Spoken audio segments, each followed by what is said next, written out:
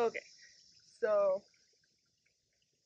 you're about to get the simplest and least scientific description of dissociative disorders I can give you in the quickest amount of time I can give you, which is still probably going to be super long.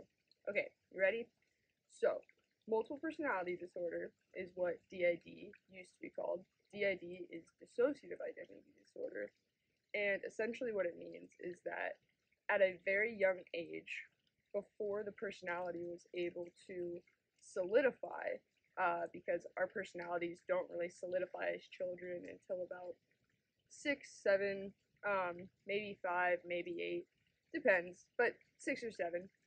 Um, if you have extreme trauma happen before then, for defense mechanisms I'm not going to go into, I will put links galore for people who have explained this better than me. But your personality can split to basically ensure your survival.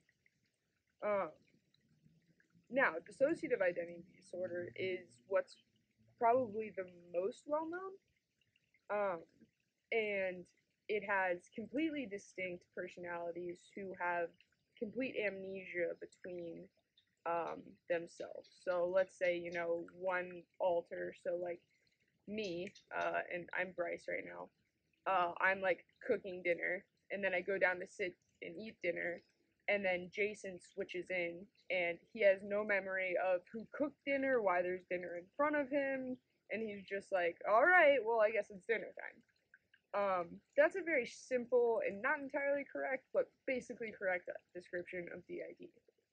Then there are two other main characterizations currently in the DSM-5, which I have an also very non-scientific video of what the DSM-5 is, but that's like our categorization for mental illnesses in America or the United States at this point. And there are two other basic categories for dissociative disorders. They're called OSDD1A and OSDD1B. OSDD stands for Otherwise Specified Dissociative Disorder. OSDD1A basically means that the personalities themselves are hard to tell how distinct they actually are as people. So the actual likes, dislikes, genders, heights, hair colors, interests, all these things are less distinct than they would be in full-blown DID. So that's kind of the difference with 1A, is that the personalities aren't quite as distinct, but often there's still amnesia, sometimes there isn't, which is a whole other thing. But OSDD1B, what? Nice!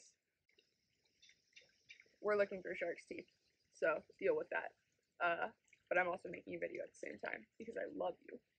OSDD1B is kind of the opposite of OSDD1A, where the personalities are extremely distinct, but the amnesia splits are not as distinctive as they would be with DID, which is what I self-diagnosed myself as having.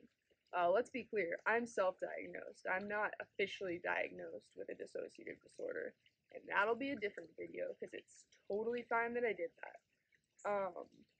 But basically in that circumstance, there's still some amnesia, and it depends, like person to person, how much you forget between switching and how much each alter forgets between one alter to another. For instance, Jason remembers more when he switches from me, and Cosmo remembers less when he switches from me.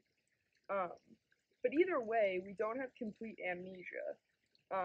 It's not exactly like, though, we feel like we've lived the experiences. It feels a lot more like someone hands you a book, right? Ooh, it got darker. And then a little bit brighter.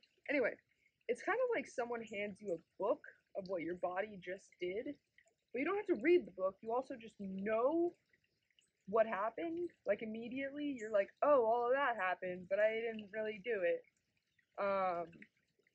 which is super weird. But so that's what I've got going on, is I've got a dissociative personality disorder where my amnesia splits are not so extreme that I believe they warrant a full-on dissociative identity disorder diagnosis. They 100%